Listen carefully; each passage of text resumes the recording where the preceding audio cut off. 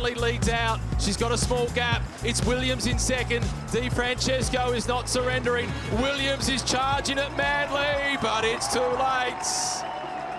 It's Alex the Great.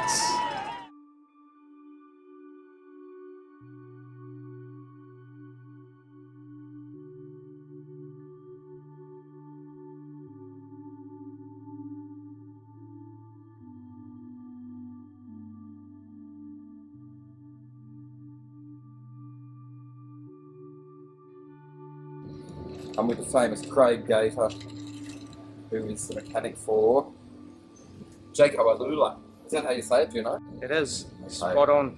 So we're working on a giant bike, and whose is this one? It's Lucas Hamilton's.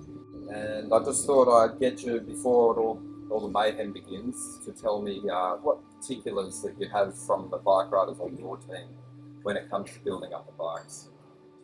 Not really anything super special. They're just all the bikes are the same. Some of them have preferred different handlebar widths and obviously stem lengths, which is normal, and the rest is pretty much stock standard.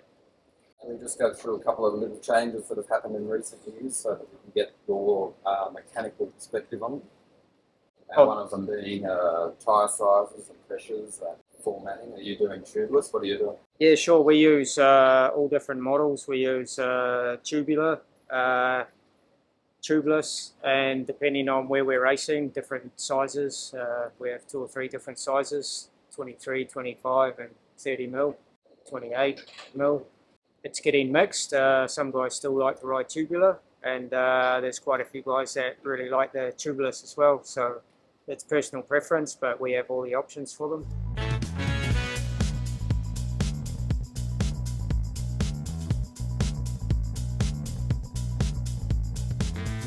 Whatever the guys are riding, we have both options in the car as well. So we generally try to replace the wheel with exactly what they had, because obviously the feeling is a little bit different. So if some guys prefer one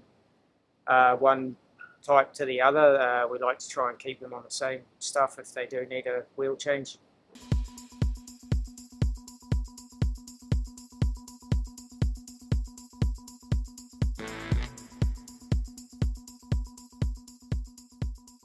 Well, this is the new Propel,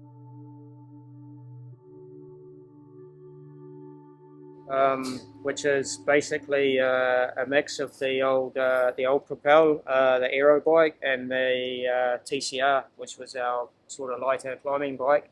And this one's gone sort of half and half of both models to produce a light aero bike.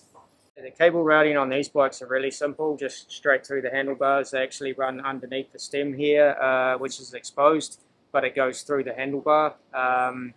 But compared to other bikes that we've worked on in the past, this is actually a very simple, straightforward process.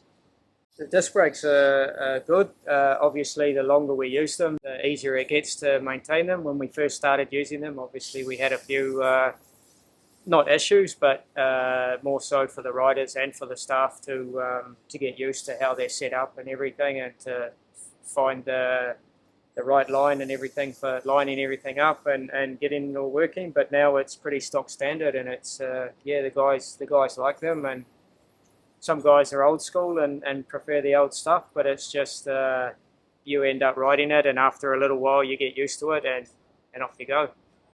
I think to a degree, a lot of people were just nervous of the change. Like some riders didn't think they needed them. Some mechanics struggled a little bit with them, but then again, we have some mechanics in the team who have experience with them, and they showed us all how it works properly. And once you understand it and know how it works, it's pretty good.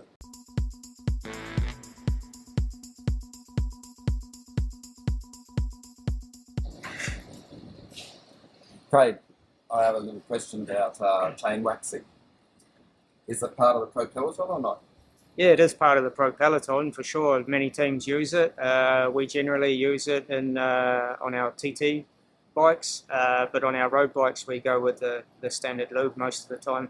We try to make our equipment go as far as possible. It's quite hard to get equipment these days, even for trade teams. You know, the market needs it, we need it. demand is pretty tight. But no, it depends again the situation, what the race is, what's required, and whether it's more beneficial or not for the actual race. And you see the benefits? Time trials, the testing shows it's better.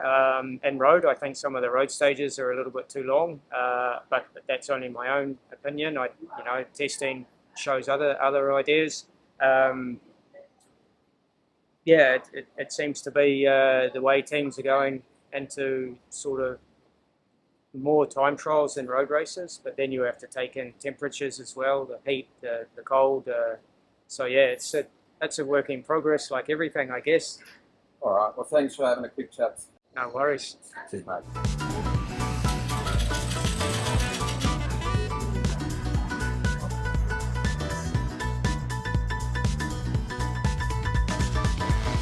It's race ready with the correct stuff on it.